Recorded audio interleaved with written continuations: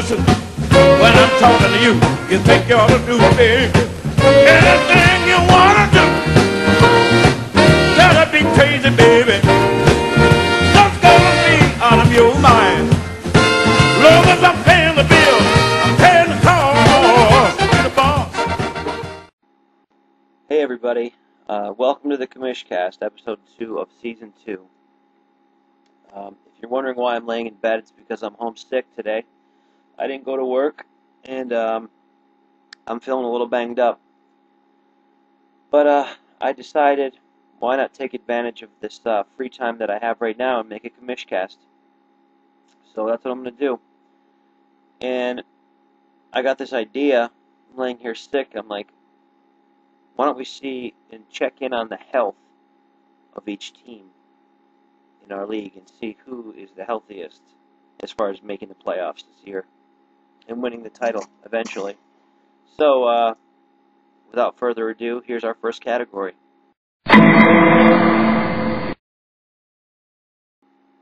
Alright, so as you can see, our first category is DOA, or Dead on Arrival. And there are two members to this category. They're Moose Knuckles and Sweep the Leg. Okay. Moose Knuckles is 2-7. He just beat Bagel Money. But that was kind of a fluke, I think, like the Browns beating the Patriots. Wouldn't be too concerned about that. I'm just going to tell you one thing about this team. He has 3 quarterbacks on his team, and he has 3 defenses on his team. What more can I say? It's ridiculous. I don't even know what to say about that. Moose Knuckles. No, sorry, Sweep the Leg. Now, Sweep the Leg. This is unbelievable. Last week, he's also 2-7, by the way. Last week he scored, I don't know what his total score was. He had 7 guys: Ryan Matthews, Steve Smith, Miles Austin, Lee Evans, Jason Witten, Falcons defense, Steven Gostkowski. That's 7 out of his 9 starting positions, and all told they put up 17 points. That's pathetic. Sorry, guys. You're DOA.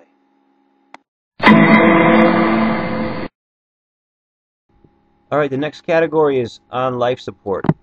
So technically these 3 teams could make the playoffs, I guess. It would take a miracle. Really what's going to happen is we're going to pull the plug.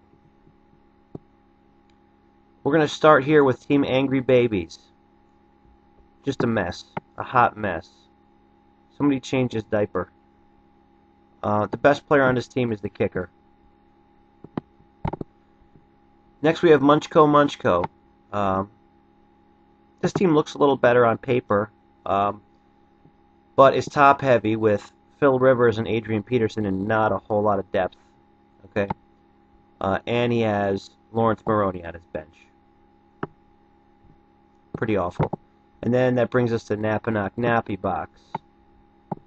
Just a stud of a team last year and just fell apart. I don't know what happened. It's had some bad luck here. Putting up single digits all across the board, just time and again. Last week he had only 1 player in double digits, and it was his tight end, who he just picked up off waivers this week. So, not cool, guys. You're on life support.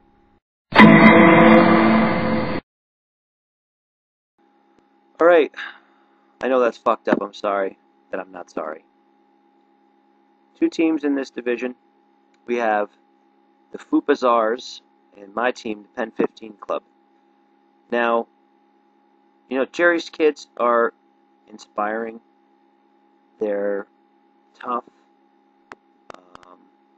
They fight through adversity, but ultimately they're not really scaring anybody. But they are good to have around. Now, Foopazars went off this week, and he's had potential to have a lot of big weeks, but he's made a litany of bench boners.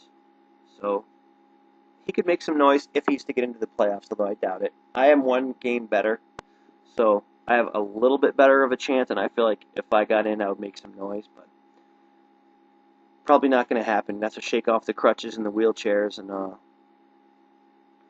all the handicapped accoutrements, and you know, when does that ever happen? So that brings us to our next category.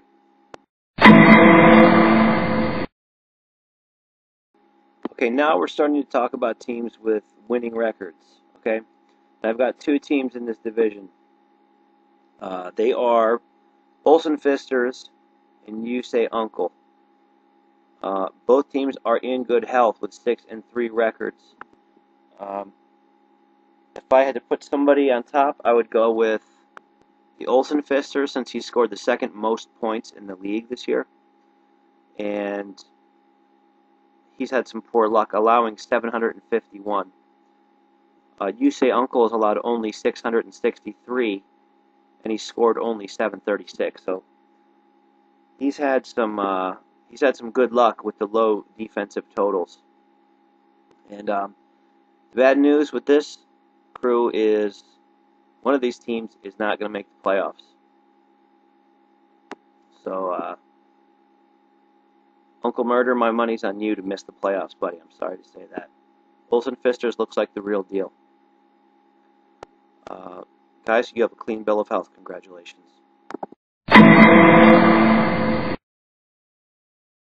Alright, the Jack LaLanne division consists of what's most likely all playoff teams, barring a huge, disgraceful fall from somebody. I got three teams in this division. They are Brown Gravy, Bagel Money, and Carl Hungus. Okay, Bagel Money and Brown Gravy are both 7-2, and Carl Hungus is 8-1. So this is it. These are the guys to beat. Now, if you're going to differentiate between the 7-2 teams, it looks like Bagel Money is slipping right now. He had an awful week. Scored like 50-something points, lost to Moose Knuckles. Not the way you want to start rounding into shape for the end of the season. Brown Gravy, on the other hand, I didn't even notice him. And then all of a sudden he's 7-2. He's got a 4-game win streak going on, so he's looking tough right now. He's looking like a playoff team for sure. And that leaves us with the juggernaut, Carl Hungus, who it seems like he's in the hundreds club every week. Just a beastly team. He's 8-1. Definitely the man to beat right now. And you would think would be a lock to make the playoffs. So that's it. That's the Jack LaLanne division. That's as good as it gets, guys. Now this is about all I had the strength for. So sayonara.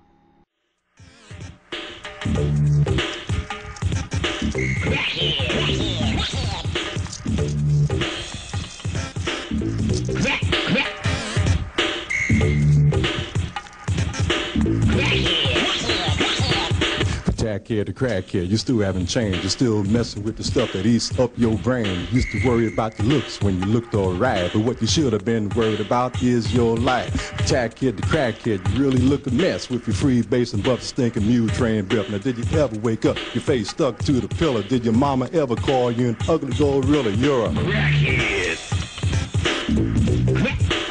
Tell them again, EJ. Crackhead. Leave it alone.